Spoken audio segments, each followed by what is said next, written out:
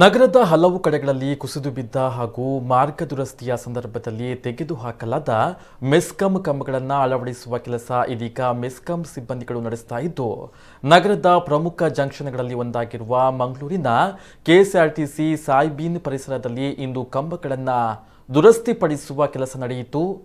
ಈ ಹಿಂದೆ ಇಲ್ಲಿನ ಪರಿಸರದಲ್ಲಿ ಸ್ಮಾರ್ಟ್ ಸಿಟಿ ಯೋಜನೆಯ ಅಡಿಯಲ್ಲಿ ಕಾಮಗಾರಿಗಳನ್ನು ನಡೆಸಲಾಗ್ತಾ ಇತ್ತು.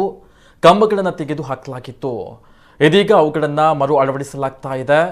ಇತ್ತೀಚಿನ ದಿನಗಳಲ್ಲಿ ಮೆಸ್ಕಾಂ ಇಲಾಖೆಯು ಕಳಪೆ ಗುಣಮಟ್ಟದ ವಿದ್ಯುತ್ ಕಂಬಗಳನ್ನು ಅಳವಡಿಸುವ ಕೆಲಸ ಮಾಡ್ತಾ ಇದೆ ಎಂದು ಈ ಹಿಂದೆ ಮಂಗಳಾದೇವಿಯಲ್ಲಿ ಕಂಬಗಳು ಉರುಳಿ ಬಿದ್ದಾಗ ಜನ ಆರೋಪವನ್ನ ಮಾಡಿದ್ರು.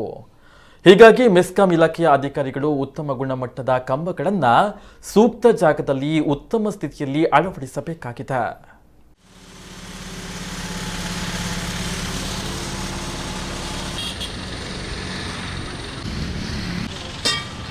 जवाब में लोही पर